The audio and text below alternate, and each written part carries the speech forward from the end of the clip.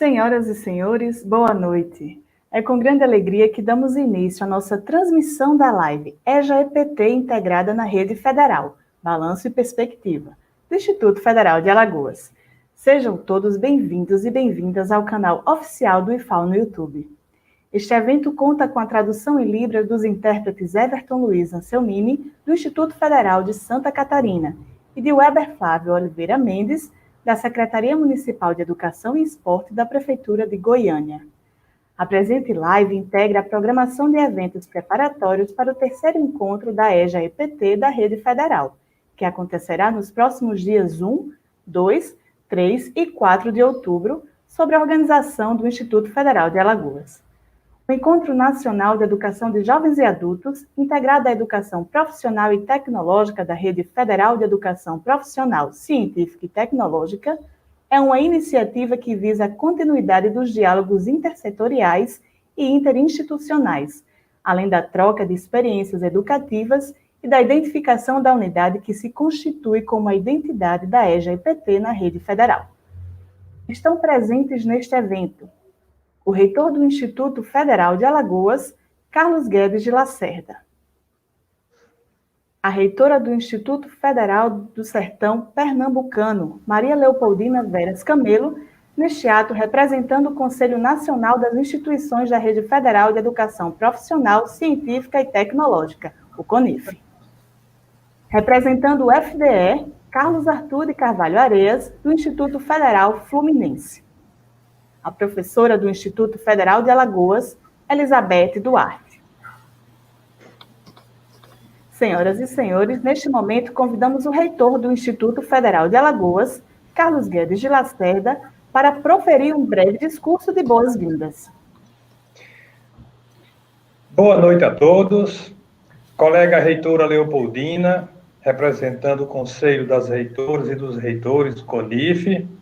É uma alegria poder te ouvir nesta noite, Leopoldina. Já agradecemos sua participação. Pró-reitor, professor Carlos Arthur, representando o Fórum de Ensino da Rede Federal. Uma satisfação tê-lo conosco. Professora e diretora de articulação do ensino do IFAL, Elizabeth Duarte, entusiasta da educação de jovens e adultos, servidores do IFAL, servidores da Rede Federal, estudantes, colegas intérpretes Everton, Weber, muito obrigado pela gentileza de vocês. Agradecer também a Adriana, professora Juliana, Luciana, Melissa, e todos que nos ajudaram a organizar esse bate-papo, demais participantes e a todos que nos assistem pelas redes sociais e os canais de comunicação. Nesse momento, eu gostaria de lhes dar boas-vindas ao segundo evento preparatório para o terceiro encontro nacional da Rede Federal da EJA.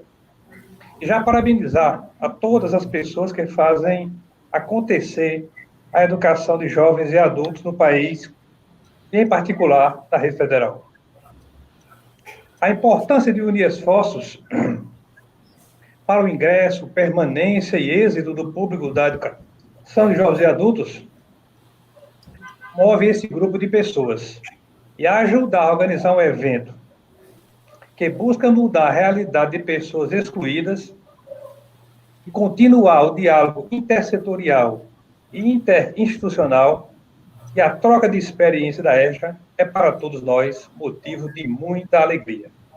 Já antecipo o convite de forma especial para participarem desse importante evento, no período de 1 a 4 de outubro.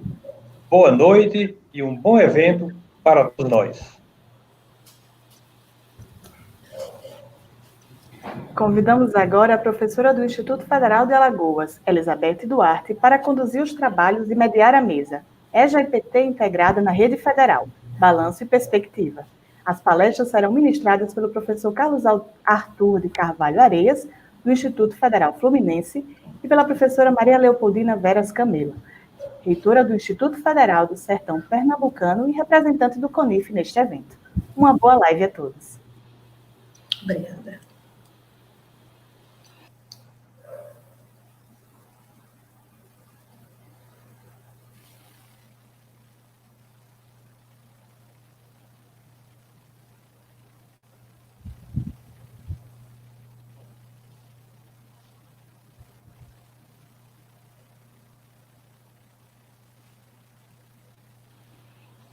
o segundo encontro em Londrina, 2019, realizado pelo IFE Paraná. Esses eventos se constituem em tempos e espaços para o diálogo qualificado em todas as dimensões que envolvem a área, buscando o avanço e garantia dos direitos dos trabalhadores e estudantes da EJA. E como todos os avanços da EJA, esses encontros são resultado de uma mobilização da base, em específico de um coletivo de servidores da Rede Federal de Educação que atuam e são comprometidos com a educação de jovens e adultos. Este ano, o Instituto Federal de Alagoas, motivado pelo compromisso com essa modalidade articulada da educação profissional, junta-se a esse coletivo, de forma efetiva, para promover esses tempos e espaços de diálogos, assumindo a realização do terceiro encontro da EJA-EPT, com o tema Tempos de Aprendizagens da pandemia da Covid-19, reflexões sobre acesso, permanência e êxito dos estudantes da EJA-EPT. Temática extremamente importante, considerando o contexto de exclusão da EJA, potencializado pela pandemia. Nessa oportunidade, deixamos registrado aqui nossa solidariedade a cada um e cada uma afetados e afetadas pela Covid-19. Nossa solidariedade em um momento que se evidenciou os velhos problemas sociais que enfrentamos cotidianamente. E agora, de forma bem mais cruel, estamos passando por eles. Nossa solidariedade a todos e a todas. E, em nome desse coletivo de servidores da rede do Instituto Federal de Alagoas, desejamos boas-vindas à live preparatória ao terceiro encontro da EJA-EPT. Que esse momento reforce nossa luta pelo direito ao acesso, à permanência e ao êxito dos estudantes da Rede Federal de Educação. Dando continuidade às nossas discussões, aliás, iniciando efetivamente as nossas discussões sobre a temática proposta, nós gostaríamos de convidar o professor Carlos Arthur, que possui graduação em Engenharia Mecânica pela Universidade Federal Fluminense e mestrado em Administração pela Universidade Federal de Santa Catarina, na área de concentração de políticas e gestão institucional. É professor do Instituto Federal Fluminense, onde exerceu as funções de diretor de campus, diretor de desenvolvimento institucional e extensão e diretor de planejamento estratégico e avaliação institucional, entre outras. É membro do Núcleo de Pesquisa em Sistemas de Informação desde 2009 e do Núcleo de Estudo sobre Acesso e Permanência na Educação desde 2019. Atuou na Secretaria de Educação Profissional e Tecnológica do Ministério da Educação entre 2012 e 2016, como coordenador geral de fortalecimento dos sistemas públicos de educação profissional e tecnológica, e diretor de integração das redes de educação profissional e tecnológica, onde foram desenvolvidas diversas iniciativas vinculadas ao Pronatec, como o Bolsa Formação, o Brasil Profissionalizado e a Rede ETEC Brasil. Ocupa, desde 2017, a Pró-Reitoria de Ensino do Instituto Federal de Alagoas. Hoje, representa o FDE. Professor Carlos, seja muito bem-vindo. Boa discussão a todos nós. Estaremos aqui na sua escuta. Boa noite a todos e a todas. Professora Elizabeth, gostaria de primeiro cumprimentar o professor Carlos Guedes, reitor do IFAL, parabenizar toda a equipe do IFAL pela organização do evento, mas principalmente parabenizar a todos os professores, coordenadores, gestores da educação de jovens e adultos que fizeram que nós chegássemos até esse terceiro encontro, né? Se iniciou em Goiânia 2 anos atrás, no Paraná no ano passado, e que possibilitaram que isso chegasse até aqui. A expectativa hoje é a gente traçar nessa preparatória para o evento um pouco do balanço, do diagnóstico que acontece na nossa rede e também no país e na sua educação de jovens e adultos, e apontar um pouco para as perspectivas de futuro que nós temos. Por favor, colocar a apresentação na tela. Obrigado. Como eu disse, isso eu vou abordar nesses minutos que me foram reservados. Seria um pouco cartesiano, mas um pouco vai ser bem o balanço e um pouco as perspectivas, a gente vai ver, claro, a marca, mas é importante que a gente traga um pouco desse diagnóstico. Esse primeiro quadro mostra o percentual de matrículas da EJA, ensino técnico, nos institutos federais. Dados tirados da plataforma Nilo Peçanha nesse ano 2020, com base de dados do ano passado, que é 2019, e aqui, como é uma atribuição legal, contam apenas os 38 institutos, não estão incluídos nessa aba da plataforma Nilo Peçanha, os Cefetes e o Colégio Pedro II. Então, aqui nós temos o número de institutos que têm uma oferta de EJA, de matrículas suas destinadas à EJA, inferior a 2%, são 20 instituições, mais 12 instituições têm uma oferta de EJA, percentual de matrículas entre 2% e 4%, 4 institutos entre 4% e 6%, um instituto entre 6% e 8%, e apenas um instituto globalmente oferta mais de 8% de suas matrículas para a educação de jovens e adultos. Lembrando que essa deveria ser a nossa meta, a nossa atribuição legal em relação à quantidade de matrículas. Né? Hoje nós temos aproximadamente 18 mil matrículas, e matrículas equivalentes, consideram carga horária, aumenta um pouquinho, mas aproximadamente 18 mil estudantes matriculados nos cursos técnicos de educação de jovens e adultos nesses institutos federais. Esse dado é importante, mas não elucida todo o cenário, a gente precisa aprofundar um pouco isso. Né? Esse é um segundo dado, que ele não trabalha por número de matrícula, ele trabalha pelo percentual de campus, ou campi, que tem oferta de EJA. Então, a gente tem aqui que em 10 institutos, menos de 20% de seus campi tem alguma oferta de educação de jovens e adultos. 13 institutos, 30% de seus campi, não é 30% de matrícula, lembrando mais uma vez, né, tem oferta de EJA. Em 7 institutos, nós temos oferta, mais ou menos metade dos campi tem alguma oferta de EJA. 5 institutos, essa oferta está em 60% a 80% dos campi, e 3 institutos, mais de 80% de seus campi tem alguma oferta de EJA. E mais tão importante quanto analisar o aspecto geral das matrículas, é importante a gente analisar a localização delas. Né? Não é o mesmo efeito, por exemplo, se nós tivermos um campus entre muitos, tendo concentrada toda a sua oferta, ainda que esse número seja um número expressivo, a gente não está conseguindo atender plenamente ao que se esperava. Fundindo um pouco esses gráficos, e aí em números absolutos, esse é o cenário também da plataforma Nilo Peçanha, dos nossos 588 campi relacionados nessa aba, 382 não ofertam EJA, 100 campi ofertam entre 0% e 5% de suas matrículas para EJA, 59 campi ofertam entre 5% e 10% de matrículas para EJA, e 47 de nossos campi têm aquela oferta de 10% ou mais estabelecida, isolada agora o campus e não mais a instituição como um todo.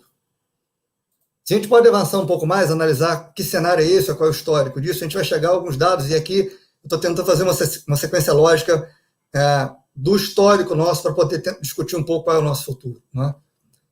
As nossas unidades ofertantes, de maneira geral, estão estáveis. A gente analisar as 3 análises da plataforma Nilo Peçanha, 2017, 2018 e 2019, como base de dados. Nós temos mais ou menos... Aqui cresceu um pouco essa oferta, porque a oferta de EJA, quando é colocada na plataforma Nilo Peçanha, ela volta a envolver os Cefetes pela uma aba de matrículas. Então, esse número aumenta um pouquinho, um pouco mais de uma dezena. Há uma separação na plataforma também sobre o ProEJA integrado e o ProEJA concomitante, a oferta de curso técnico EJA concomitante com o ensino médio realizado em outra instituição. A gente vê que é estável o número de unidades ofertantes. Se a gente analisar o número de ingressantes, talvez seja o dado mais forte que a gente pode avaliar para fazer uma análise mais rápida, quer dizer, ano a ano, como é que está aumentando, está variando esse ingresso de estudantes, a gente percebe que a gente não vem conseguindo aumentar o número de ingressantes. Há até uma pequena queda no número de ingressantes do ProEJA como um todo. Isso aparece no ProEJA integrado. O ProEJA concomitante, embora seja muito inferior, não faça aqui juízo de valor, faça uma separação que a plataforma permite, embora seja bastante inferior ao número de matrículas, há um acréscimo ligeiro para isso. Isso poderia dar a ideia que a gente está reduzindo a oferta de vagas, mas isso também não ocorre. Né? De maneira geral, se a gente olha na mesma plataforma, o número de vagas ele vem crescendo, não tão substancialmente, mas ele vem crescendo, tanto para o ProEJA quanto para o ProEJA integrado, quanto para o concomitante, o que significa que existe uma outra questão a ser tratada, que é E aí eu trago um pouco, remeto um pouco ao tema desse evento, né, a questão do acesso, permanência e êxito. Há um problema de acesso na medida que a gente aumenta o número de vagas e não consegue aumentar o número de ingressantes, e na medida que a gente não consegue manter o número de matrículas, né? Isso leva a gente a uma outra reflexão. No momento que a gente tem um banco de professores congelado, será que a rede vem conseguindo crescer, né? E aí a educação de jovens e adultos não vem acompanhando isso, ou se a gente tem um cenário de decréscimo de estabilidade. E a gente pode analisar, tirando da mesma plataforma, há um acréscimo de matrículas na rede como um todo, na plataforma Nilo Peçanha, menor, se a gente analisar só cursos técnicos, é um acréscimo muito pequeno, né? Não é um momento de grande expansão de matrículas, esse momento dos últimos anos, 2016 para cá, especialmente. E um outro dado que eu retirei também da plataforma, a nossa taxa de evasão, aí, entendendo a evasão só como uma taxa, não como política, caiu um pouco essa taxa de evasão acumulada, quer dizer, daqueles alunos que deveriam estar saindo da instituição, mas está em torno ainda de um valor muito elevado. Essa taxa está em torno de 63% de evasão para o ProEja integrado e 50% para o ProEja concomitante. Há também uma mudança significativa. Mais uma vez, não estou julgando o currículo aqui, estou testando apenas um dado que a gente pode extrair das plataformas da nossa base de dados já apresentada e disponível para todos. E aí leva a gente a uma outra discussão, né? Qual é o cenário do país, não só da nossa rede? Eu queria mostrar mais alguns gráficos para poder chegar nas minhas inferências, nas minhas possibilidades, que são frutos também da discussão que nós vamos travando no FDE. E aí peguei 2 cortes, 2019, 2015 e 2011, ciclos de 4 anos, uma avaliação livre minha, para tentar mostrar o que pretendo fazê-lo. Há um decréscimo nas matrículas de ensino fundamental, né, de 11 para 15, 15 para 19. A mesma coisa nas matrículas do ensino médio, a mesma coisa nas matrículas globais de EJA no país, estão em torno de 3 milhões e 200 mil matrículas, 3 milhões e 200 brasileiros nessa idade própria buscam elevação de escolaridade em alguma rede, de alguma forma, e aqui não necessariamente atrelada ou articulada à educação profissional, né? E a diferença nessa curva toda é o ensino técnico, que esse sim vem crescendo no país mesmo nesse ciclo. E aí vamos analisar, e aí um outro ponto, ao falarmos em Brasil, temos um país que tem muitas desigualdades, então como é que isso se comporta em nossas regiões, né? E a gente vê que essa tendência ela é muito variada região para região, né? Se a gente for pegar como exemplo, a região sudeste, que tem, se a gente juntar ensino fundamental com ensino médio, nós temos ali mais ou menos 7 milhões e meio de estudantes para 985 mil alunos fazendo elevação de escolaridade na educação de jovens e adultos. E se a gente buscar o Nordeste, por exemplo, a gente vai chegar a 5 milhões e meio, que é bem inferior, e quase 1 milhão e 400 mil alunos fazendo elevação de escolaridade. Isso oscila muito. A ideia aqui ao discutir a nossa rede, a nossa oferta, a gente precisa também discutir a política e as desigualdades do nosso país. A gente não tem uma simetria, uma regularidade ao falar de educação de jovens e adultos, como também não tem para o ensino fundamental, para o ensino médio e para outras questões do país, mas é uma tese que a gente defende, que a gente constrói soluções a partir da recomposição de cada cenário e não somente de um modelo único que a gente pode irradiar e que ele vai aderir a todo o país.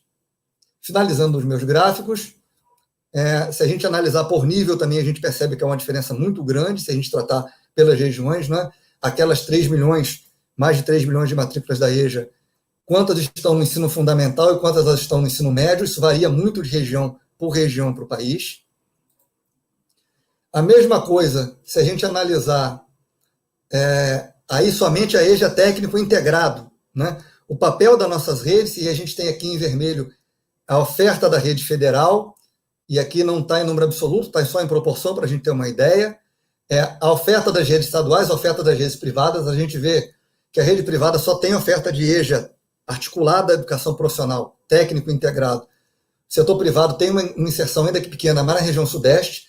No Nordeste, o grande ofertante é a rede estadual, e algumas regiões do país, como o Sul, por exemplo, o grande ofertante de educação de jovens e adultos técnico integrado é a rede federal.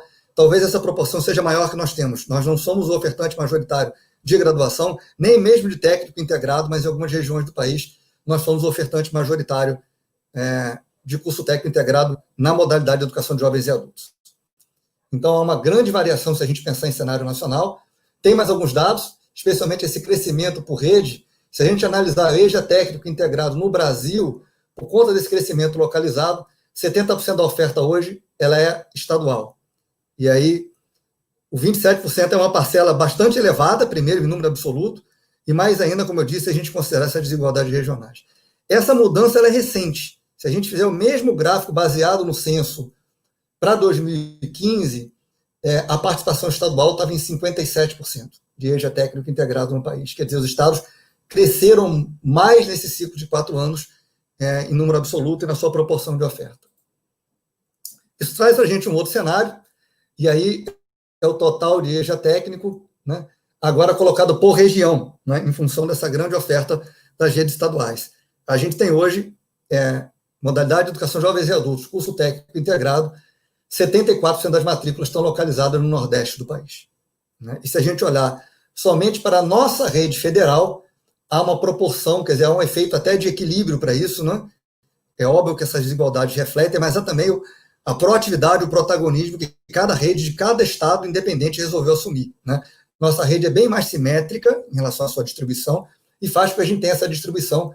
O Nordeste ainda é a maior ofertante de educação de jovens e adultos técnico na rede federal, mas uma proporção bastante similar a outras regiões, como a gente pode ver nesse gráfico. Finalizando, finalmente, meus gráficos, e aqui, fazendo só um detalhe, o censo ele não consegue pegar EJA técnico concomitante. Quando a gente cria um curso concomitante, não abre a possibilidade de indicar como educação de jovens e adultos. Ao contrário da plataforma Nilo Peçanha, que pega o EJA concomitante, mas a gente não consegue, ao criar um FIC, se esse FIC for concomitante com a educação de jovens e adultos, com elevação de escolaridade em outra unidade, a gente não consegue, pelo SISTEC, registrar. Então, ambas as plataformas têm uma perda, né? Mas serve para a gente fazer um painel geral.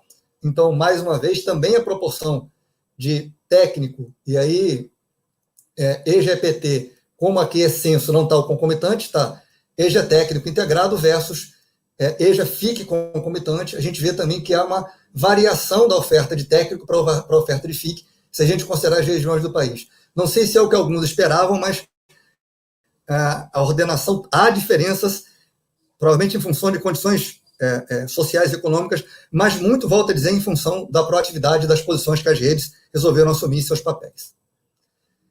A meta do PNE, todos conhecem, nós deveríamos até 2024, 1/4 das matrículas de educação de jovens e adultos deveriam estar articuladas de alguma forma à educação profissional. Para 2020, essa meta está em 3,1%, né, observatório do PNE. E aí eu faço aqui um destaque também de um dado do IBGE, que torna a situação mais grave ainda. Praticamente a metade da população brasileira com mais de 25 anos ou mais não concluiu a educação básica obrigatória, ou seja, o ensino médio. A gente tem metade dessa população sem terminar o ensino médio. E aí vamos para nossas perspectivas. Vou me permitir fazer algumas inferências. Primeiro, é preciso uma mudança institucional para que a nossa rede federal exerça plenamente o seu papel com a educação de jovens e adultos. Não desconsiderar todo o trabalho, toda a base conceitual, toda a oferta que se conseguiu através daqueles que se dedicam a EJA. Eu acho que sem isso a gente não teria sequer chegado a esse ponto, mas a velocidade, o fluxo, o tamanho da oferta do papel nosso, na sequência que ele vem travando, eu acredito não ser suficiente para que a gente venha exercer nosso papel com essa modalidade, com essa população que tem que ser atendida. A gente precisa de um passo mais largo, a gente precisa de um salto, a gente precisa de um novo papel institucional para que isso seja atendido da maneira plena pela nossa rede. Essa mudança envolve compromissos.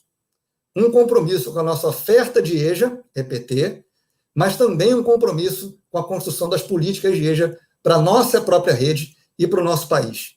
Nós somos um ente público que trabalha a educação em sua diversidade, então, além da nossa oferta, como a gente faz para o integrado, como a gente faz para outras modalidades, não é assumir toda a oferta, mas ter uma ordenação para a política de educação de jovens e adultos no país, também é uma atribuição nossa, também deve ser um compromisso nosso.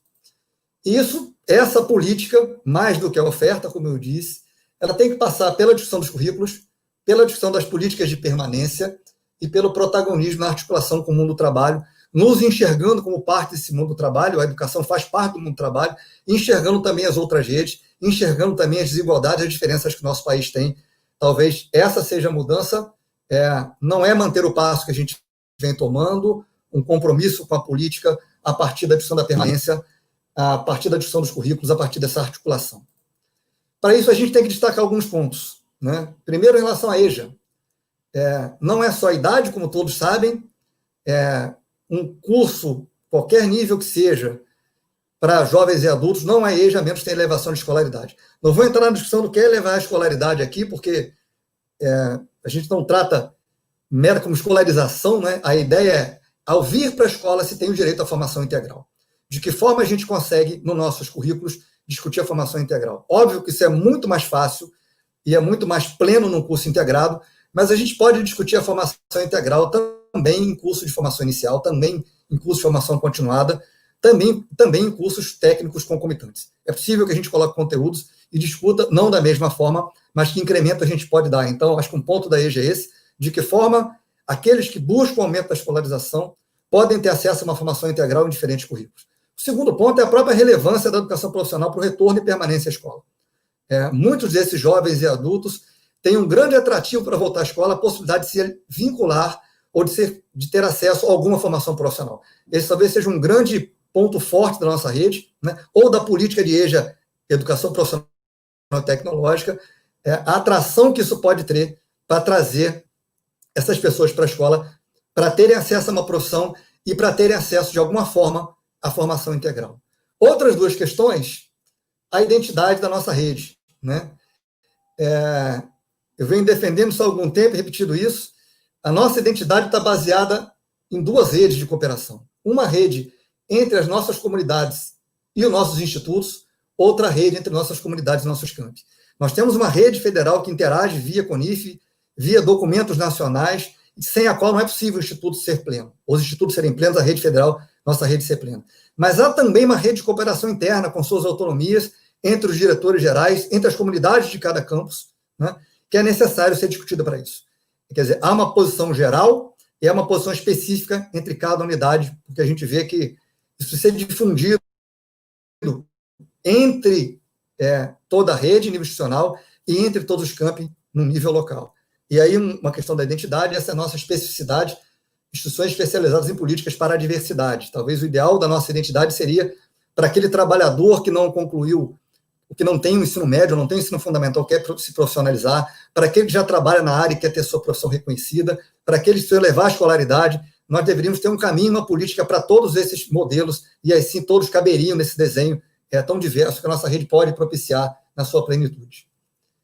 Muito brevemente, 3 passos para isso: uma integração e articulação externa, prefeituras, redes estaduais, setor produtivo, todos os atores que envolvem essa modalidade; uma articulação entre a rede federal, exemplo que fizemos para o curso técnico integrado. Nós temos também uma base conceitual escrita por aqueles que trabalham com a EJA como referência de currículo, mas nessa articulação como documento orientador e a força que isso tem para transformar a posição da nossa rede; e um pacto institucional no nível dos campi, para que isso chegue aos projetos políticos pedagógicos de cada campus, né? A gente precisa chegar ao grão, a cada localidade, a cada cenário, para discutir isso. Então, é um pouco do slide anterior, colocado de uma maneira mais objetiva. A opção pela recomposição, como eu havia dito, eu acho que a gente não pode imaginar que a gente consegue construir um modelo central, único, que possa ser irradiado para todo o país. Está colocado aí as diferenças, as desigualdades, a própria participação dos outros atores públicos e privados, as referências diferentes que existem para cada grão desse nosso país, com mais de 5.500 municípios, né?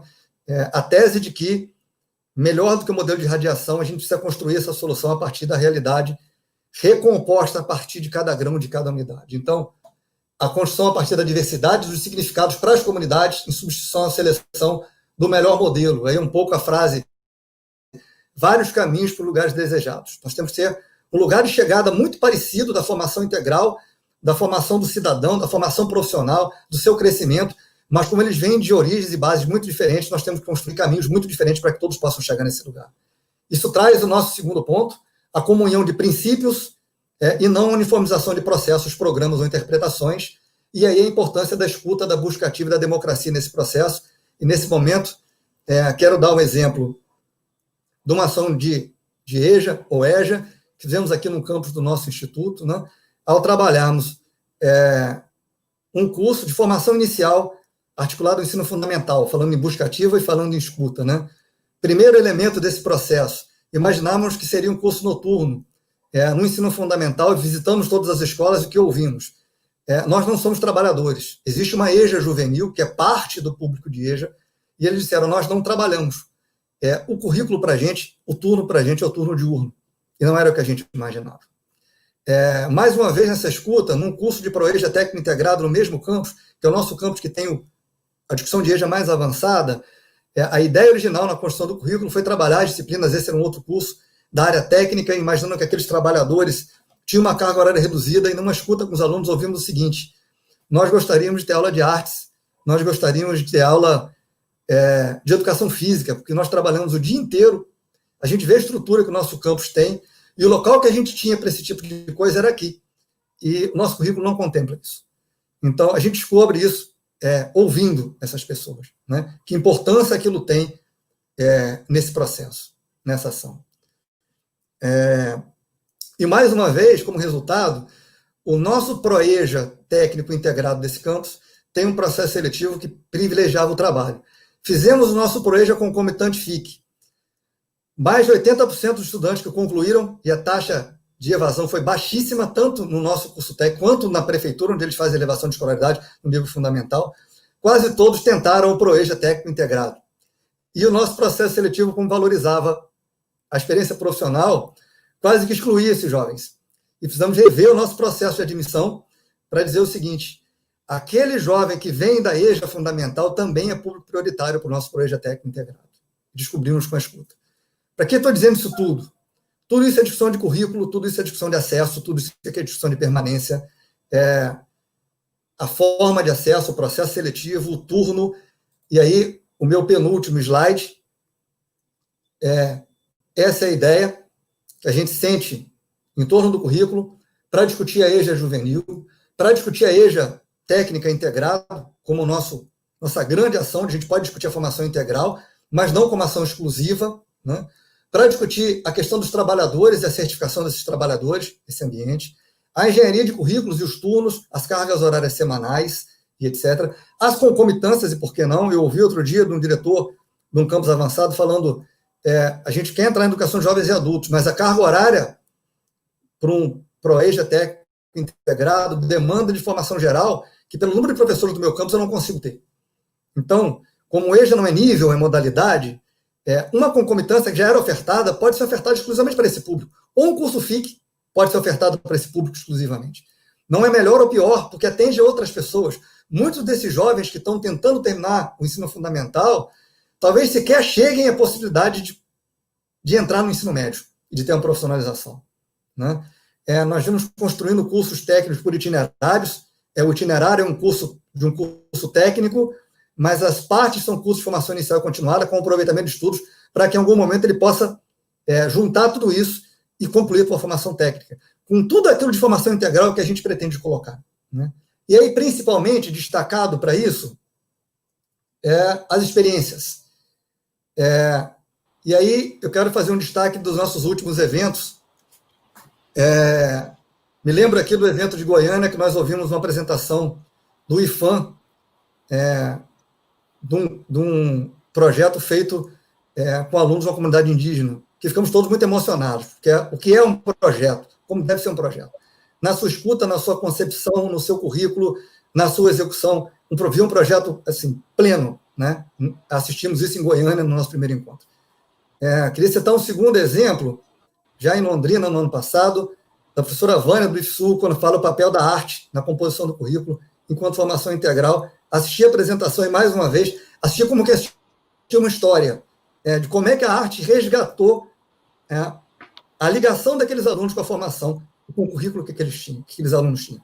Mas ouvi também dos professores do IFAM, eu sempre confundo o nome, acho que é Urinepé, a dificuldade, também em Londrina, numa região daquela, onde tanto cabia a EJA para manter esses alunos e para conseguir esses alunos.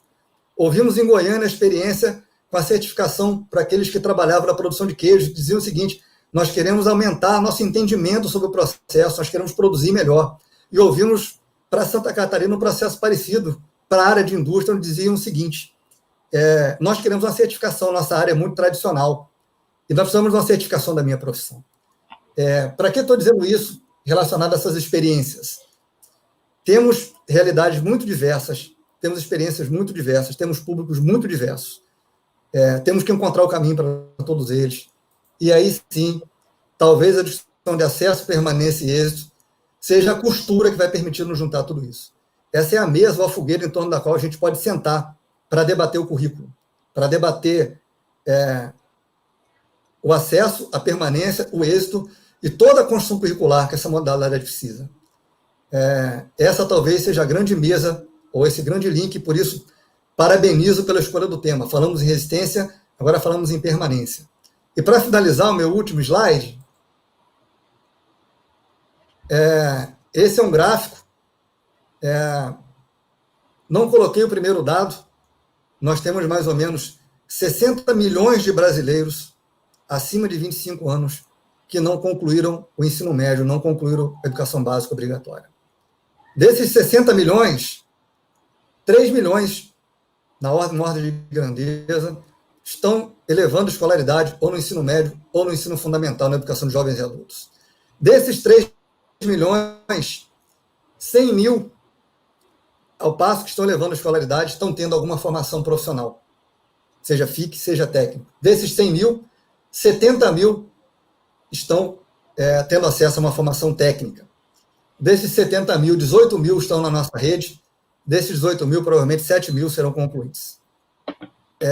O compromisso nosso com a política de formação dessas pessoas é muito mais amplo que a nossa oferta, como eu dizia, e aí encerro a minha contribuição com essa fala. Nos dedicamos muito ao curso integrado, nos dedicamos muito a conceber currículos para ele, a formação integral, que é um papel da nossa rede.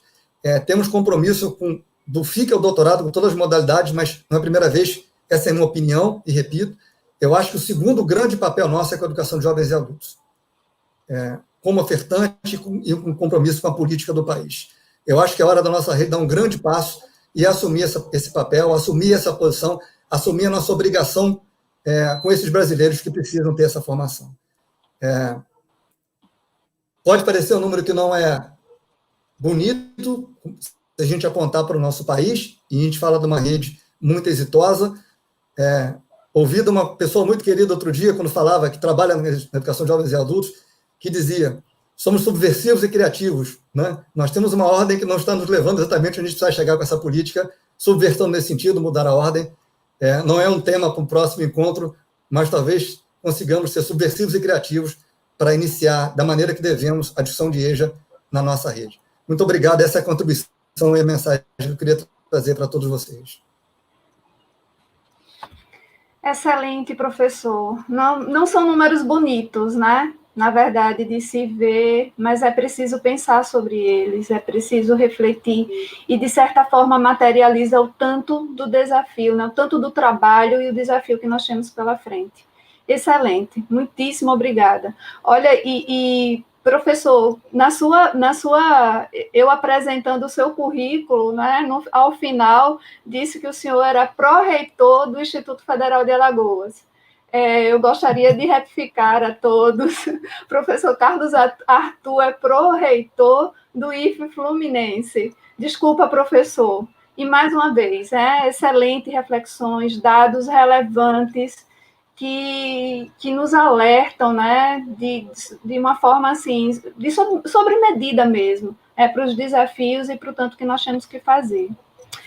O professor Carlos Arthur voltará em breve para a gente continuar esse diálogo, né, de uma forma mais direta com o público, com o pessoal que está nos assistindo. E, no momento, eu gostaria de convidar a professora Leopoldina também, para que nós possamos ouvir a sua fala sobre esse tema. A professora Leopoldina possui graduação em licenciatura plena em Química pela Universidade Estadual do Ceará, mestrado em Química Orgânica pela Universidade Federal também do Ceará e doutorado em Química Orgânica pela Universidade do Ceará. Toda a trajetória acadêmica na Universidade do Ceará, professora. É professora do Instituto Federal de Educação, Ciência e Tecnologia do Sertão Pernambucano.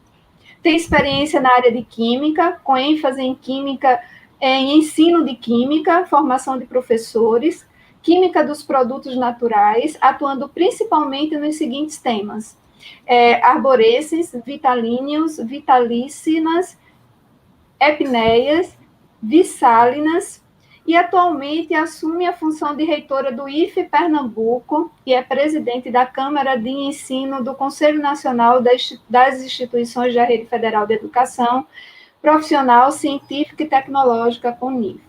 Bem-vinda, professora, fique à vontade, nós estaremos aqui na sua escuta. Boa noite a todos e a todas, né, que fazem parte desse momento que antecipa e nos prepara para o terceiro encontro da EJA na Rede Federal. Eu tive a grata satisfação de participar do primeiro evento, que ocorreu em Goiânia. Não consegui participar do segundo, porque coincidiu com a reunião do CONIF em Brasília, mas estamos aqui com muita alegria participando dos preparativos para o terceiro encontro. Então, é um momento muito feliz para que nós possamos estar discutindo a educação de jovens e adultos na rede federal, como também no contexto nacional, né?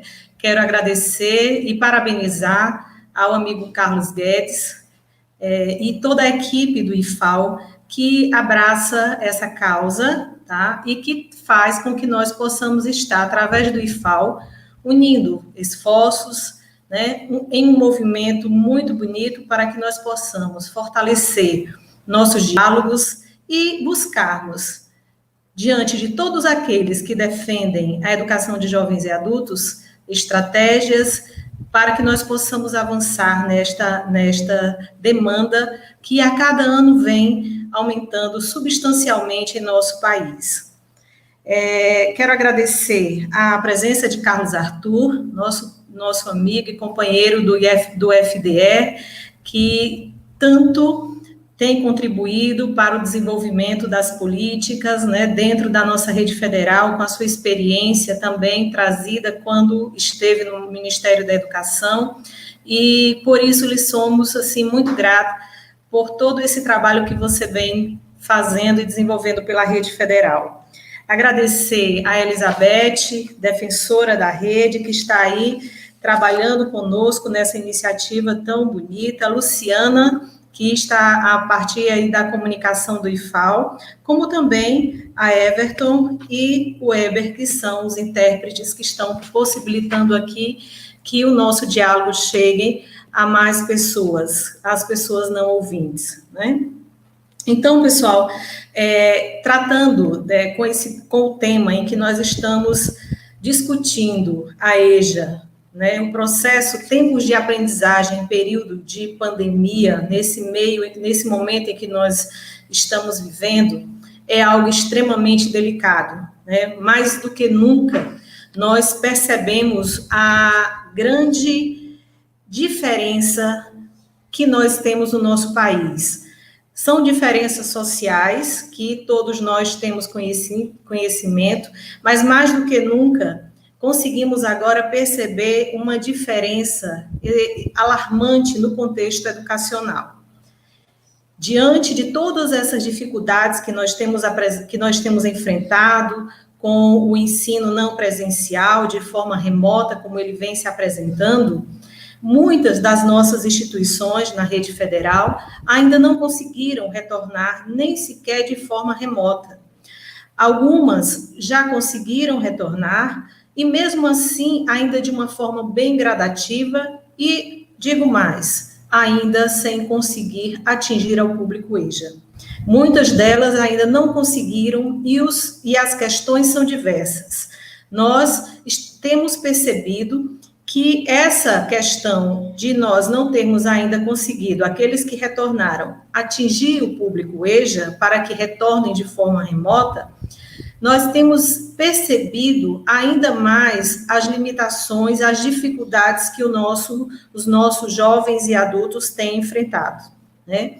São questões da necessidade de trabalhar, como foi dito aqui por Carlos Arthur, mas também tem aquele público que não trabalha, mas que tem limitações, como, por exemplo, com o uso das tecnologias, da informação, da comunicação, e que nós, enquanto instituições tecnológicas, precisamos dispensar esforços, dedicar esforços para que os nossos alunos da educação de jovens e adultos possam ter acesso às diversas tecnologias e metodologias que estamos tendo que lidar neste momento de pandemia. Porque é extremamente importante que nós os tenhamos ao nosso lado, os tenhamos enfrentando todas essas dificuldades que nós estamos passando e que estamos aprendendo juntos, né? Então, é importante que eles estejam vivenciando esse desafio conosco, nos mostrando, inclusive, qual é o caminho, qual é o melhor caminho para nós podermos encontrar uma solução que traga o menor impacto negativo para os nossos estudantes.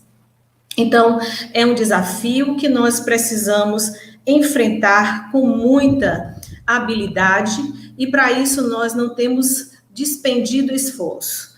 Então, eu quero ainda colocar que da importância de todos nós estarmos presentes, né, nesse terceiro encontro da educação de jovens e adultos na rede federal, que vai estar acontecendo no período de 1 a 4 de outubro, e que nós possamos, até lá, fazer com que nós tenhamos a participação dos nossos jovens e adultos, que até lá nós possamos ter já dirimido muitas dessas dificuldades que estão tendo com acesso às tecnologias da informação e da comunicação, para que nós possamos ouvi-los, para que eles possam nos ajudar nos momentos de discussão dentro desse evento, que é de extrema importância, não só para nós que estamos construindo as políticas, que estamos na ministração de aulas, no desenvolvimento de materiais. É importante que eles estejam conosco. Então, cada um de nós que estamos aqui participando, vocês que estão aí como defensores árduos, como professores, como técnicos administrativos, que estão conosco na defesa dessa bandeira, precisamos fazer, motivar, capacitar os nossos jovens e adultos para estarem conosco nestes dias 1 a 4 de outubro. Tá? Eu vou trazer aqui uma apresentação que é rápida, são apenas 2 slides, mas eu não posso deixar de colocar uma complementação a tudo aquilo que foi colocado por Carlos Arthur, né? Só um minutinho aqui.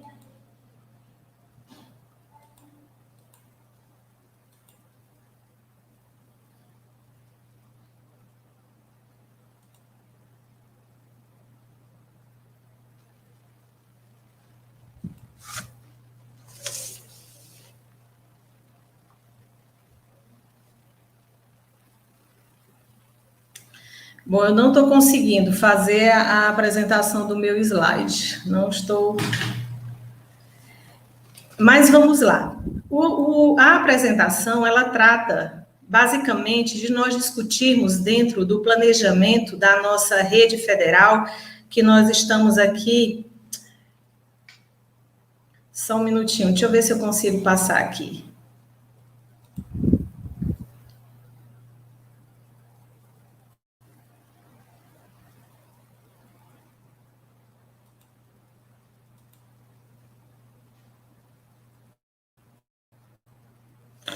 Vamos assim, não estou conseguindo postar. Então, vejam, diante do que foi tão bem colocado aqui por Carlos Arthur, sobre os índices, né, os números que nós temos hoje, revelando a realidade da educação de jovens e adultos no Brasil, considerando, inclusive, as especificidades de cada região, no que tange a educação de jovens e adultos para ensino fundamental, no que tange a educação de jovens e adultos concomitante, como também o ensino, a EJA, no ensino médio profissionalizante. Então, nós percebemos que existe um avanço, né? Há de se considerar que realmente nós tivemos hoje, quando nós analisamos a realidade da educação de jovens e adultos no Brasil, ao que nós tínhamos quando, há uns 10 anos atrás, nós podemos perceber que teve um avanço. A princípio, nós tínhamos o público dentro da nossa rede federal, enquanto profissionais da educação, sejam professores, sejam técnicos administrativos, que receberam, de certa forma, o desafio de fazer educação de jovens e adultos sem terem sido, de certa forma, capacitados. Teve aí um grande empenho, e até hoje se tem, para a oferta de cursos para que os nossos profissionais da educação possam, né, lidar com a EJA como se deve, considerando todas as suas especificidades e particularidades. Então, há de se observar, estive diretora de ensino em 2010, em um campus aqui do IF Sertão, e se comparar a realidade desse período, de 2010, ao que nós temos hoje, pode-se perceber esse avanço. Nós temos hoje os professores que estão, né, mais abertos para aprenderem com essa modalidade, tanto percebendo as especificidades. Nós tínhamos a época em que um desafio absurdo, que o professor, ao ministrar um conteúdo para o ensino médio, digamos assim, uma turma de química, e se for ensinar a pegar o mesmo conteúdo, o mesmo material, a mesma aula e ensinar para a turma de química do ProEja. Então, nós percebíamos as dificuldades de aprendizagem, a metodologia que não se adequava. Então, hoje se percebe, sim, que nós tivemos um avanço. Mas esse avanço, ele não cresceu na proporção em que nós esperávamos que acontecesse, né? Nós percebemos que muito ainda precisa se fazer, principalmente quando nós colocamos a seguinte pergunta: por que nós, enquanto rede federal, ainda ofertamos cursos diversos, e por que nós não conseguimos o preenchimento de todas essas vagas? E aí entram na seara em que foi colocada por Carlos Arthur. Nós estamos fazendo essas ofertas e precisamos ir mais além. Ir mais além diz respeito exatamente a quê? A nós estarmos discutindo com a nossa demanda do mundo do trabalho. Qual é o profissional que o mundo do trabalho está necessitando, para que nós possamos estar formando este profissional e ele possa ser, digamos assim, absorvido, para que ele possa conseguir entrar no mundo do trabalho, possa se sentir um profissional atuante, que possa repercutir positivamente na sua vida, da sua família, da sua comunidade. Outra situação é essa questão que fica, né? Será que realmente nós estamos dialogando com o mundo do trabalho? Fica-se a dúvida, e a resposta ela vem quando nós analisamos. Nós estamos ofertando e não estamos conseguindo preencher essas vagas.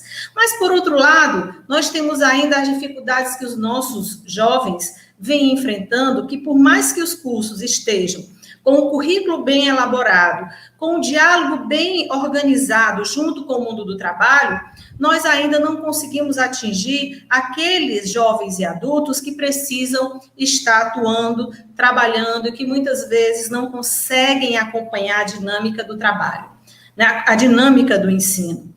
Então, precisa-se repensar o que nós temos hoje, o modelo de educação que nós temos, e que esse papel ele é crucial da rede federal, junto com o Estado, junto com o município, de nós encontrarmos estratégias e que nós possamos estar fazendo com que esse trabalho ele tenha uma sincronia e nós possamos trazer um resultado de grande relevância para o cenário educacional do nosso país. Os números aumentam, quer dizer, Carlos Arthur mostrou aí nos dados que os números aumentam quando nós temos aí cerca de 50% dos nossos jovens com cerca de 25 anos que não conseguiram sequer concluir o ensino fundamental. Então, isso é muito preocupante. Como vai ser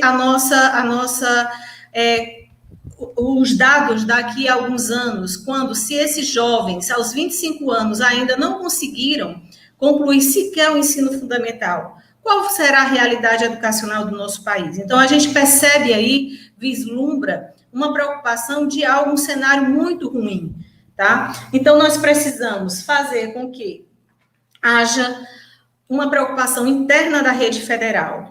Nós precisamos, sim, concordo com o Carlos Arthur, e esta é uma dinâmica de discussão dentro do próprio FDE, que a rede federal, ela precisa olhar mais para o público de jovens e adultos, ela precisa perceber, de fato, qual é a demanda do mundo do trabalho, e que nós possamos construir currículos com discussões envolvendo questões que muitas vezes para nós parece ser superficial, mas que para aquele jovem ela é crucial, é fundamental para que ele possa construir um conhecimento, não apenas para o trabalho, mas também para ele, enquanto cidadão, enquanto pessoa, enquanto ser humano e que quer ser feliz dentro da sua profissão. Então, este é um desafio que nós trazemos, tá, para ser discutido, e gostaria agora de colocar para vocês como a rede federal está pensando, como nós estamos encarando esse desafio. Eu coordeno a Câmara de Ensino do CONIF, né, o Conselho dos Reitores dos Institutos Federais, do Colégio Pedro II, os 2 Cefetes, do Rio de Janeiro e de Minas Gerais. Tá? A Câmara de Ensino, ela tem dentro o FDE, que é o Fórum dos Dirigentes de Ensino, e nós já temos discutido tanto o desenvolvimento, a pesquisa sobre o acesso, a permanência e o êxito dos nossos estudantes, de um modo geral, tá? Nós trabalhamos realmente com cursos, com um público que realmente ele tem uma tendência grande à evasão, como, por exemplo, as licenciaturas, que nós temos hoje a cada dia avançamos, né, quanto à oferta das licenciaturas, com esse processo de interiorização da educação. A rede federal vem fazendo um papel muito forte, então tem sido um desafio grande, junto com as licenciaturas, os cursos técnicos, a educação de jovens e adultos. Então, nos últimos momentos, eu venho coordenando a Câmara de Ensino desde 2018, né? Então, nós começamos lá, eu já fazia parte em 2017, nós começamos a discutir sobre as diretrizes curriculares da educação, do ensino médio integrado. Já existiam várias discussões dentro da rede, dentro do próprio FDE, e nós conseguimos dar celeridade nesse trabalho, e em 2018, nós entregamos ao presidente do CONIF as diretrizes curriculares, né, para o ensino médio integrado na rede federal. Hoje, quase todas as instituições que compõem a rede já aprovaram, né, dentro dos seus conselhos superiores, vem se construindo, vem se adequando, modernizando os projetos pedagógicos de cursos, tá? E agora, diante de todas essas dificuldades que se apresentam, que não são poucas, nós ultimamente temos feito mais apagar incêndio do que, de fato, discutir as políticas educacionais nacional. Isso é muito ruim, porque um ano passa muito rápido e um ano na vida do nosso jovem é muita coisa. Então, nesse contexto, nós estamos trazendo aqui para este evento e dizer que o FDE, junto com a Câmara de Ensino do CONIF, junto com o CONIF, tá? Nós estaremos agora organizando para a construção das diretrizes da educação de jovens e adultos na rede federal. Então, esse é um desafio que nós estamos abraçando e, com certeza, nós precisamos aqui do apoio de todos vocês que defendem a nossa rede, que defendem a educação de jovens e adultos. Nesses eventos, nós, quando no momento sem pandemia, nós conseguimos reunir em 2 anos seguidos mais de 1.000 participantes em Brasília para a discussão das diretrizes do ensino médio integrado. Então, nós vamos começar os trabalhos imediatamente e queremos, no decorrer desse próximo ano, nós podemos estar fazendo eventos, seja presencial ou não, mas nós precisamos discutir a educação de jovens e adultos, elaborar as diretrizes da EJA na rede federal. E nós queremos discutir com cada um de vocês, como também com os nossos alunos, com os nossos servidores, com a sociedade em geral. Nós precisamos fazer ainda mais. A EJA, na rede federal, ela precisa avançar. E essa é uma responsabilidade de todos nós que escolhemos e que tanto gostamos de fazer pela educação do nosso país.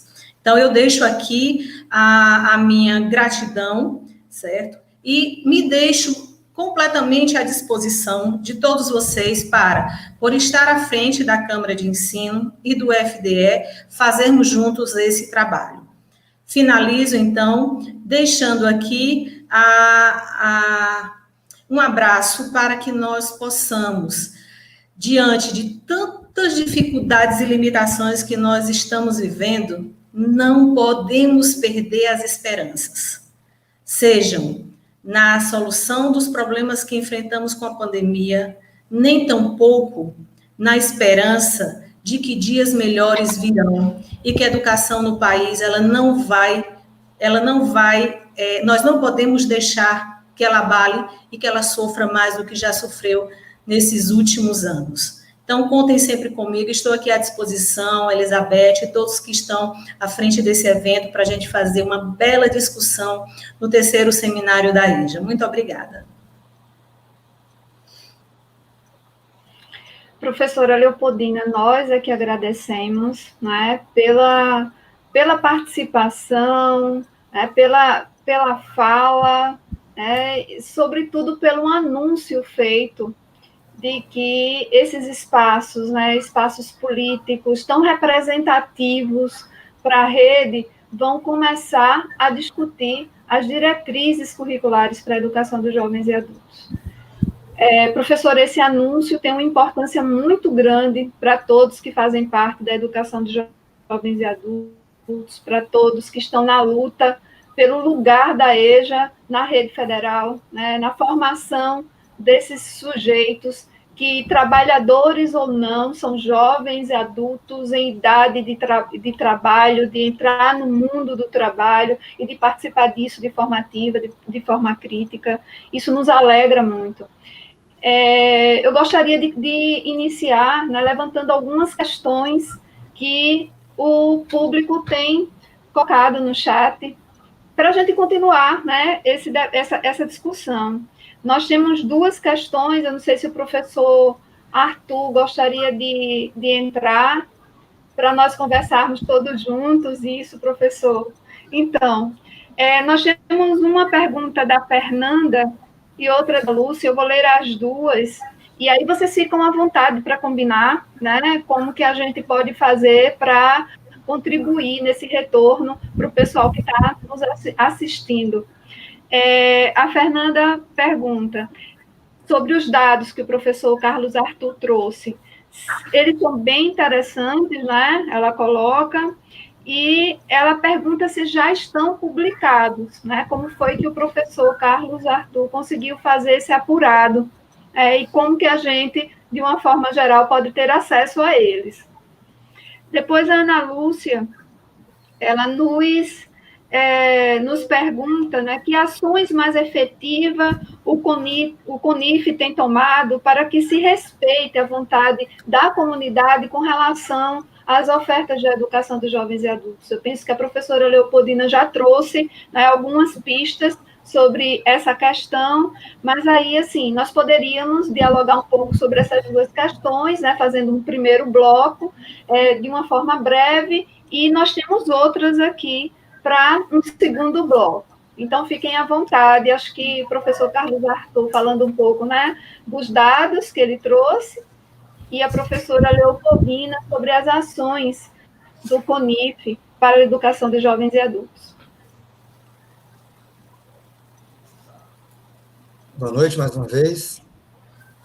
Em relação aos dados, os dados foram retirados. Uma parte é a plataforma Nilo Peçanha, que tem a sua base de dados disponibilizada, né, e a própria plataforma é um link que a gente pode também extrair diretamente dela aquelas conclusões.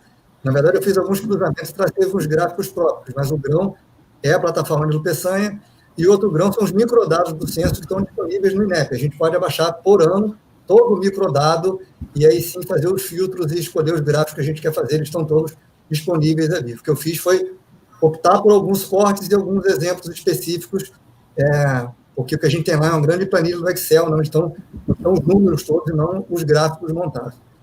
Eu acho que a segunda pergunta, a professora Leopoldina responde muito melhor, mas só queria fazer um breve comentário. A minha fala, ela parece crítica, mas ela é uma autocrítica, né? A todos nós, não é? Que trabalhamos com isso. Muitas vezes somos cobrados por resposta num tempo que é muito difícil. Nossa rede é uma rede muito jovem nessa nova proposta, e aí eu acho normal que esse amadurecimento aconteça. A gente tem que trabalhar, como a gente diz no fim, que é o doutorado, fazer com que todos os grupos consigam caminhar ao mesmo passo, discutindo tudo isso ao mesmo tempo, porque, no fim das contas, a gente tem um projeto institucional, a gente tem um PDI, a gente tem um projeto político-pedagógico do campus, né? E dificilmente a mesma pessoa conseguirá discutir EJA, curso técnico integrado, pós-graduação, internacionalização, inovação e tudo mais.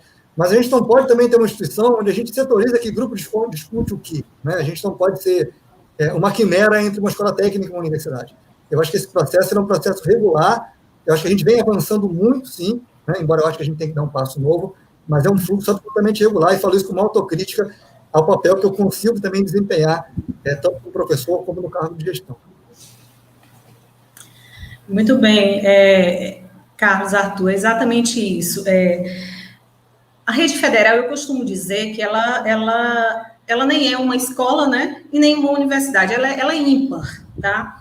E essa diversidade de possibilidades que se encontra dentro da rede federal, nós temos feito esforços imensos para a gente conseguir fazer o melhor em cada uma das modalidades que nós ofertamos para a nossa sociedade, como foi colocado por Carlos Arthur, desde o ensino médio, né, até uma pós-graduação. Então, nós temos, realmente, nós percebemos que tem muitas lacunas a serem resolvidas, a serem preenchidas, mas nós não temos medido esforço. O CONIF, ele se reúne mensalmente. Nesse momento de pandemia, nós temos nos reunido quinzenalmente.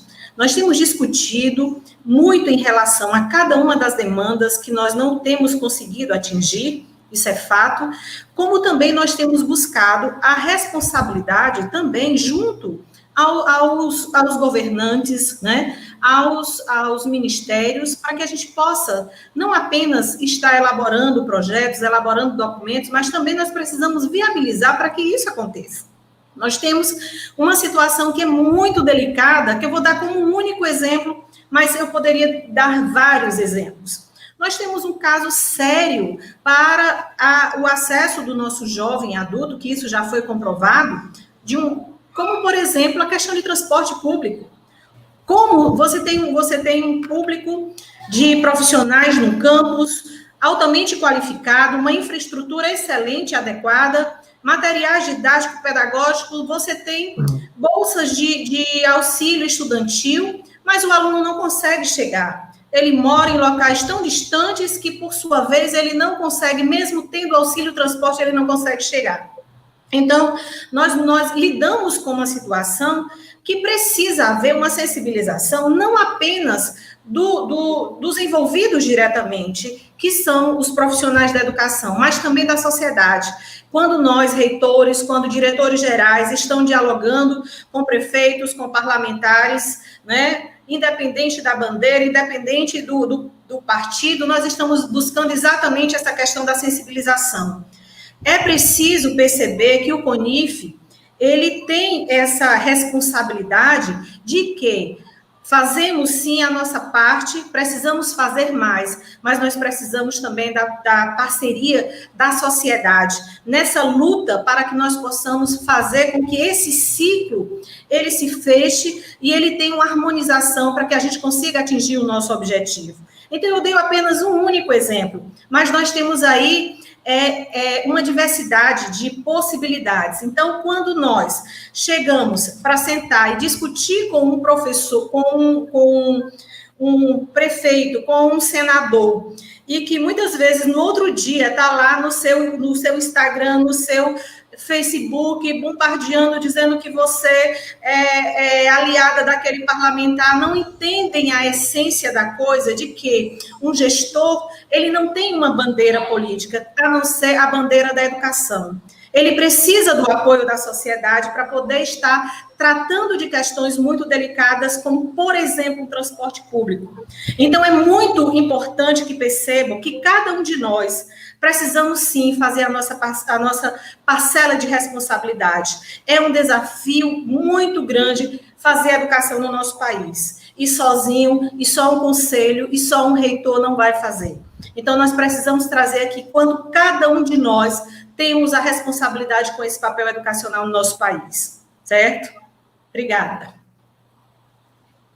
Muito obrigada. Eu creio que nós conseguimos, sim, né, trazer algumas respostas para as questões que foram colocadas no chat, e dialogando e com as pessoas que estão participando, de certa forma contribuindo, né, para que esse debate se torne o mais próximo possível das necessidades da formação. Esse momento também é um momento formativo, então, à medida que a gente vai fazendo esse diálogo, a gente vai atendendo essas demandas de formação, sim, dos sujeitos que estão nos acompanhando e que são também sujeitos da educação de jovens e adultos.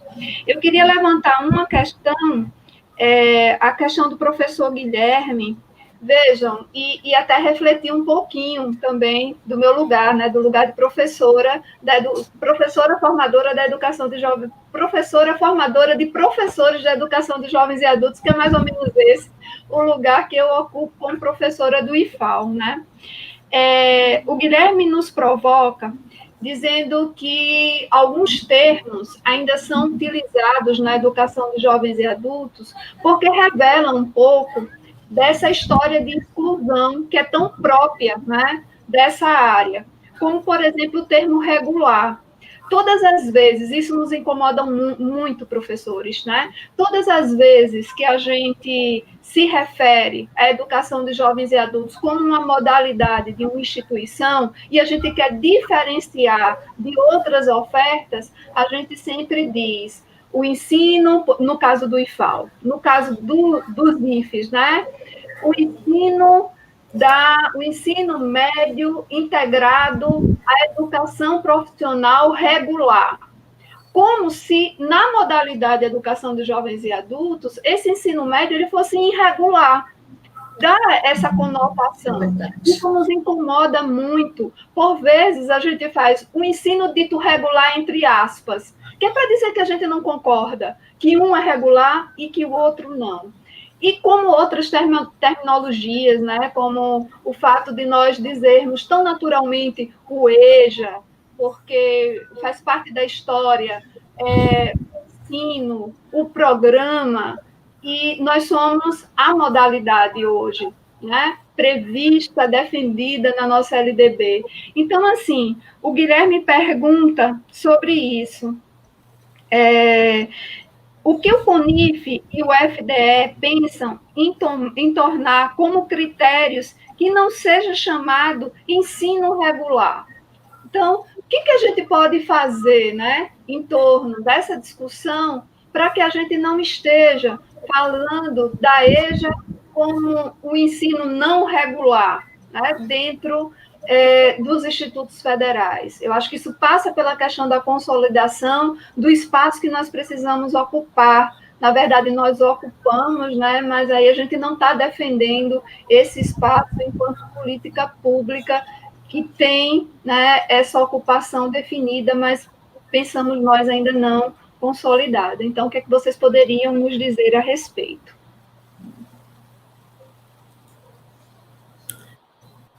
Posso falar, Carlos? Você quer falar? Vontade. Bom, eu concordo plenamente, Guilherme, com você, né? Acaba sendo um vício de linguagem, digamos assim, quando nós nos referimos. E quando é feita uma crítica como essa que você fez, chega a dar uma angústia, porque, de fato, é um ensino tranquilo, é um ensino regular como qualquer outro, mas essa forma de expressar, ela acabou sendo absorvida. E nós trazemos hoje uma tarefa que é fazer com que esse termo ele seja abolido, né? E que nós possamos tratar do ensino, como todo e qualquer ensino, como sendo um ensino regular, um ensino normal, uma oferta comum, né? E não trazer como sendo algo irregular, incomum, especial, tá? Eu acho que realmente isso é uma falha e aceito plenamente a sua crítica e concordo que nós devemos, sim, evitar e fazer com que esse termo seja, de fato, abolido, né, para tratar da educação de jovens e adultos como sendo algo que não seja normal. Tá? Então, eu concordo plenamente com você. Peço, inclusive, desculpa se eu tiver falado dessa forma e vou me policiar cada vez mais. Não, professora, não falou, viu?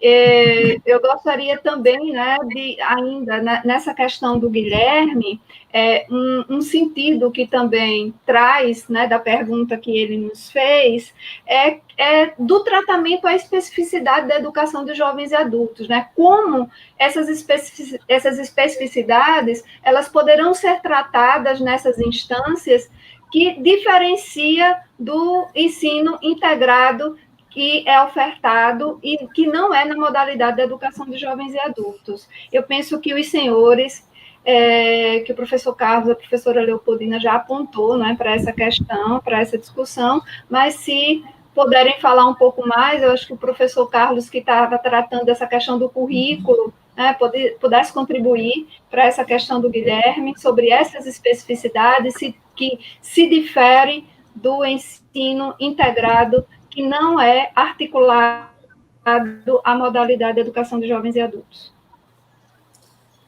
Eu acho, primeiro, voltando até a última questão, né? Eu também penso que não costumo usar essa palavra, mas, de qualquer forma, a gente fala em EJA como modalidade para ter um aspecto legal, né? E acho que a segunda linka com a primeira. Nós temos duas bases para a gente sentar em volta. Uma delas é o próprio currículo, né? Há um currículo para o curso técnico integrado, há um currículo para o curso técnico integrado na modalidade EJA.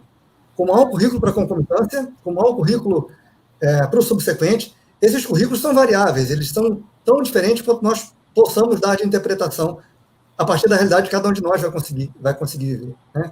Imaginemos o seguinte, se um trabalhador que, por acaso, concluiu o ensino médio há décadas atrás, mas sente um déficit na sua formação, quiser voltar para a escola, como ele já tem o ensino médio, ele não será mais um aluno de educação de jovens e adultos. Mas ele é alguém que carece da nossa instituição. E nós vamos dizer o seguinte, não teremos a formação integral para ele, porque ele vai fazer um subsequente. O subsequente também é currículo. E currículo aqui está no sentido largo. Currículo é o processo de seleção. Currículo é o conhecimento que é colocado em toda a sua diversidade. E aí entra o segundo aspecto, que é a discussão da permanência. A permanência não é a taxa de evasão. A permanência é tudo que é feito para que ele fique. E aí, sim, esse jovem, esse adulto, requer políticas de permanência diferentes daquele de outros públicos, vamos dizer assim. Não é? Seja do ponto de vista da assistência, seja do ponto de vista da expectativa de emprego, como tem outras características, até em função da sua experiência. Não é? Quem já trabalhou com cursos parecidos de dia e de noite sabe a diferença de se lidar com trabalhadores que podem não ter a mesma energia porque trabalharam o dia inteiro, mas que tem uma facilidade de associar os exemplos à vida prática deles, que o jovem não tem. A gente conhece aquele ambiente que está colocado ali. Não é melhor, não é pior, é diferente. Ensinar eletricidade a um trabalhador que trabalha numa indústria e que não é formado, e um jovem que nunca trabalhou, é diferente. Não é melhor, não é pior, mas é diferente. E o currículo é diferente. Não há uma comparação entre isso. Então, eu acho que as duas mesas para a gente sentar em volta são essas duas. Discutir currículo de maneira larga. Desde o processo de seleção, como é que vai ser feita a seleção, toda a sua composição, né? O processo de avaliação, e discutir as políticas de permanência. De que forma ele permanece por ter expectativa de emprego, de que forma ele permanece por saber do que aquele curso trata, de que forma ele permanece porque tudo que ele já traz de conhecimento prévio é aproveitado na hora que ele entra. Isso é a política de permanência. Né? Eu acho que esse é o ponto, a gente não confundir a taxa de evasão, que é uma taxa e não uma política, com a política de permanência, que ela é uma ação. Então, sem dúvida, há diferença no currículo, há diferença nas políticas de permanência. Eu acho que esses são os dois temas sobre os quais a gente precisa sentar para discutir todo o nosso cardápio de oferta. E aí, sim, com destaque, porque a gente falava do integrado, foi necessário uma mudança curricular, mas não de oferta. A educação de jovens e adultos precisa de uma mudança curricular ou da validação curricular, que foi produzido isoladamente, né? E precisa de uma mudança quantitativa e qualitativa de oferta, dessa diversidade, desse volume que a gente consegue destinar a isso. Perfeito, professor, muito bom. Né? Nós temos uma questão agora, eu gostaria de de trazê-la para o nosso debate, é uma questão que muito nos aflige, né, atualmente, e que a Ana Lúcia materializou na forma de uma pergunta para que nós possamos pensar a respeito e nos colocar também. Que ações mais efetivas o CONIF tem tomado para que se respeite a vontade da comunidade nas eleições da rede, uma vez que temos muitos reitores pro tempore sendo nomeados? Se vocês pudessem falar um pouco a respeito, para que a gente passe para um bloco final das questões. Bom, o CONIF ele não concorda, certo, com as nomeações que não são aquelas escolhidas pela própria comunidade. Isso é fato, né? Então, nós temos aí os casos que estão acontecendo no Instituto Federal do Rio Grande do Norte, no Instituto Federal de Santa Catarina, no Cefet Rio de Janeiro. Então, nós defendemos que a instituição ela possa ser gerida, ela deve ser gerida por aquele que foi escolhido pela comunidade. Então, o próprio CONIF, ele já encaminhou solicitação para que fosse ao Ministério da Educação, para que fosse feito a nomeação dos reitores eleitos. Tá? Então, mesmo assim, nós temos trabalhado junto a parlamentares para que nós possamos fazer com que a lei como ela existe hoje, ela permaneça. Porque nós já tivemos 2 momentos, né, de PLs com o objetivo de alteração da lei da criação dos institutos. Então, nesse contexto, nós, enquanto profissionais, enquanto reitores, fizemos um trabalho junto aos parlamentares, né, cada um na sua região, para que esse projeto que visava alterar a lei de criação dos institutos com reitor eleito para apenas um mandato, para que não houvesse eleições para diretores gerais e sim indicações, nós fizemos um trabalho nas bases e conseguimos aí, junto com o apoio da sociedade, fazer com que não houvesse, já é a segunda vez, né, que a gente está nessa luta, e sentimos aí muitas ameaças. Ainda hoje o Congresso teve uma votação e que estaria para ser incluído o artigo 7º, que estaria também alterando a nossa lei, que visava a alteração quanto aos cargos comissionados e quanto às funções de gestão dentro das nossas instituições. E, mais uma vez, nós fizemos um trabalho, hoje o CONIF, ele conta com uma profissional dentro do próprio conselho, que tem essa expertise de dialogar com parlamentares, e nós estamos fazendo esse trabalho para que esse canal de comunicação com os parlamentares, ele seja o mais próximo possível, para que eles conheçam a realidade da rede federal, porque é lamentável ainda nós termos parlamentares que, inclusive, defendem a educação e não conhecem a rede federal. Então, esse é um trabalho que tem sido feito arduamente, e nós defendemos, sim, que as comunidades, elas tenham como seus gestores aqueles eleitos por seus pares, né? Então, nós não concordamos e já estamos, sim, já fizemos esse trabalho e não vejo, nós estamos, como vocês, angustiados na expectativa de que tudo isso se resolva da melhor forma possível e o mais rápido possível. Maravilha, professora. Muito bom. Mais uma questão, eu acredito, infelizmente a gente não pode, né, fazer a leitura e dialogar com todos que colocam suas perguntas, mas com relação a esse trabalho da especificidade da educação dos jovens e adultos, né, outra angústia nossa, histórica, penso eu, desde que a EJA chega nos institutos federais. O Ivan Carriel, de Sorocaba, pergunta: os professores aceitam com tranquilidade atuar na educação de jovens e adultos nos institutos federais? Se houver dificuldades, quais são as estratégias utilizadas, né? Então, se a gente puder pensar um pouco a respeito e trazer alguma contribuição para o Ivan, nós eu penso que a gente vai estar contribuindo de forma significativa, né, para esse desafio da educação de jovens e adultos no IFE, no Brasil como um todo. Não sei se o professor Carlos gostaria de começar a falar um pouco disso, né, desse enfrentamento nosso. Pois não, professor Carlos. Ok. Eu acho que são duas questões colocadas. Uma vamos dizer assim, essa aceitação em trabalhar, né, com a educação de jovens e adultos, que eu acho que até, na minha opinião, é até mais fácil da gente conseguir contornar, não é? Na medida que a gente tem um projeto político-pedagógico para cada instituto, para cada campus, e cada campus identifica qual é a necessidade de atendimento na tua região, a situação está colocada, não é? Se a gente fazer uma análise de comparação entre níveis e modalidades, entre todos os nossos 500 e 600 e tantos campos, então veja, as diferenças são imensas, né?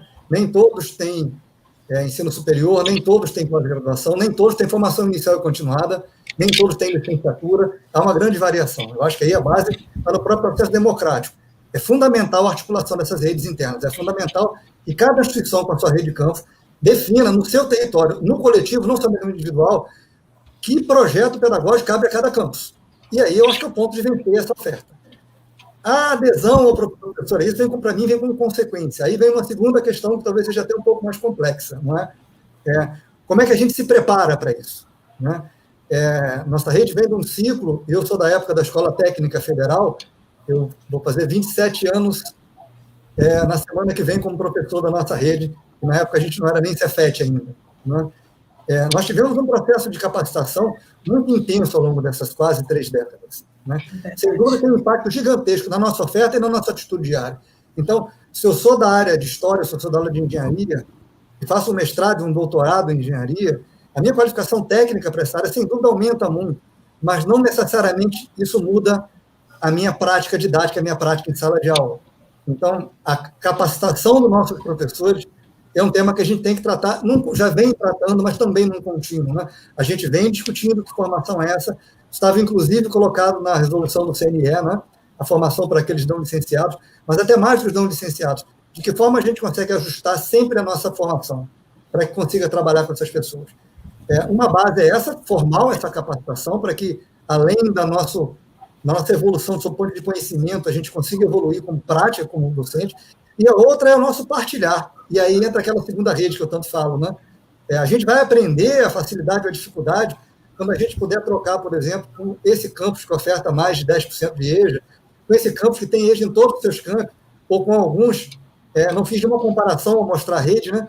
Mas que tem praticamente todos os campos ofertando, com esses coordenadores que trabalham há mais tempo, essas diferenças vêm desse partilhar. Aí eu volto para aquele desenho que eu falava. Nós temos que nos apoiar nessas duas redes. A rede de cooperação nacional institucional e a rede de cooperação local entre as autonomias dos campos. Eu acho que essa é a forma de vencer essas barreiras e essa formação. Eu queria só fazer uma complementação, Elizabeth. Fique à vontade, professora. E é exatamente isso, como o Carlos colocou.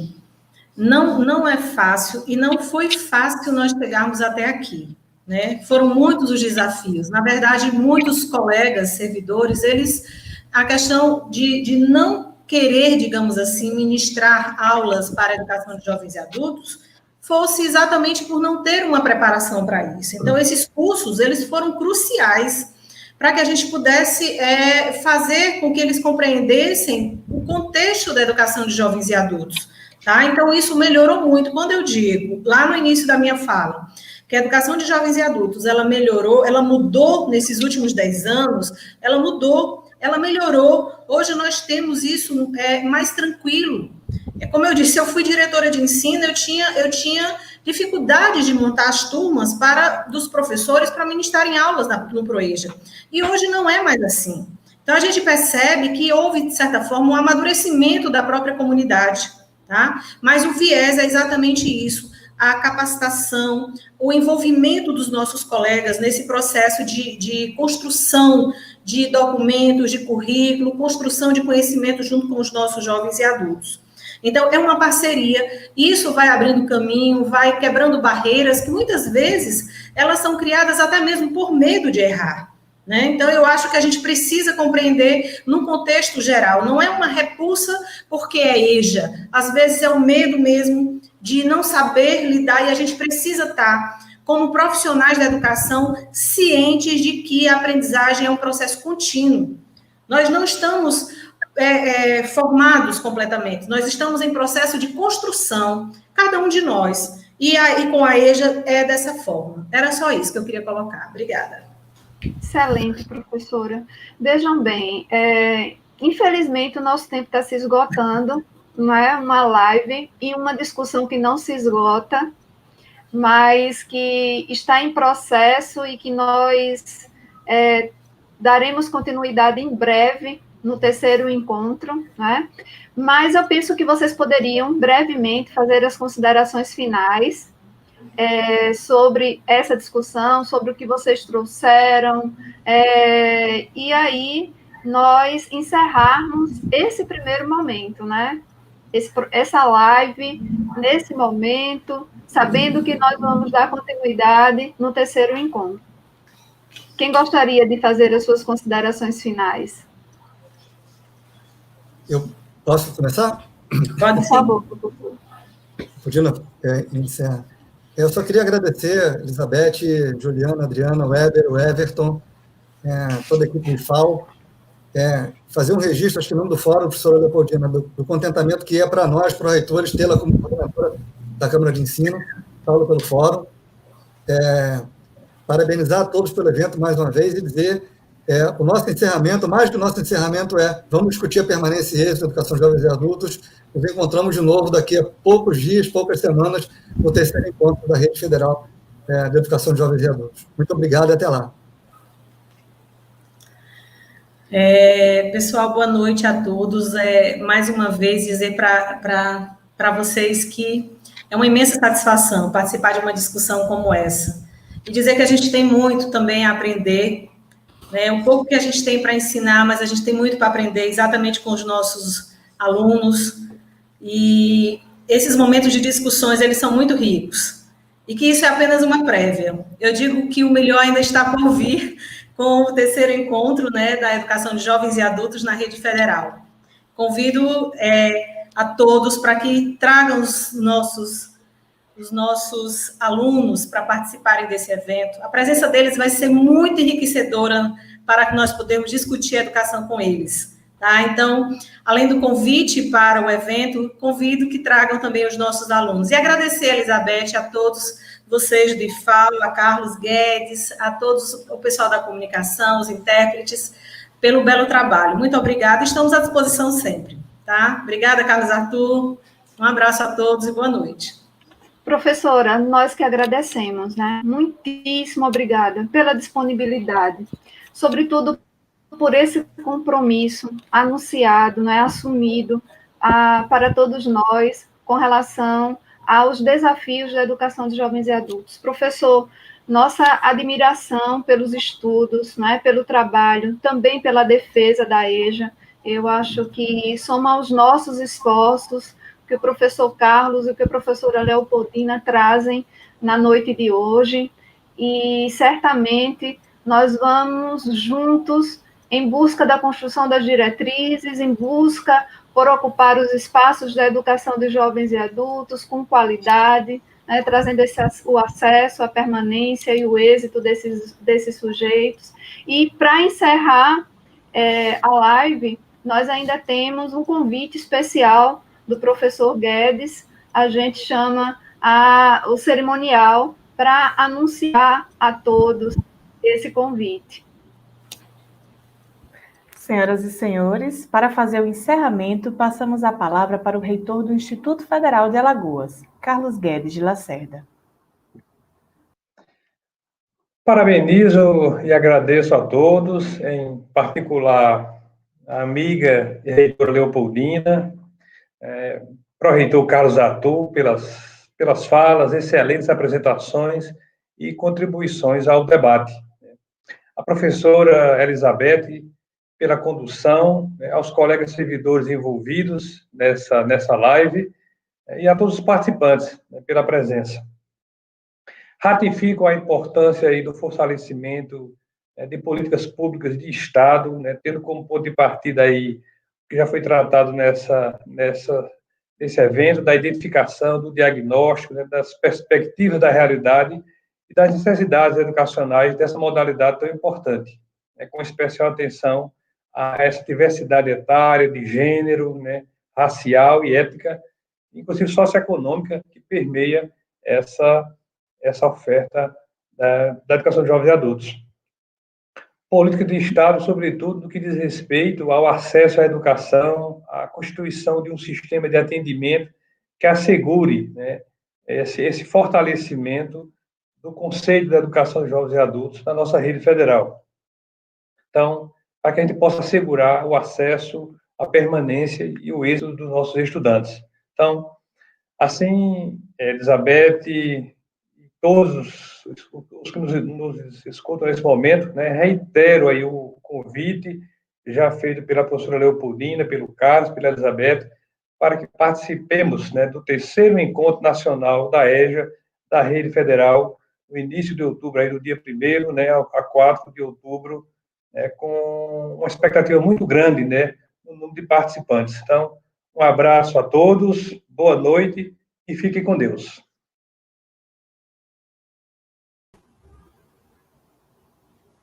Em nome do Instituto Federal de Alagoas, agradecemos a todos e a todas que participaram e acompanharam a transmissão da nossa segunda live preparatória para o 3º Encontro Nacional da Rede Federal do EJA, do Instituto Federal de Alagoas. Uma boa noite a todos.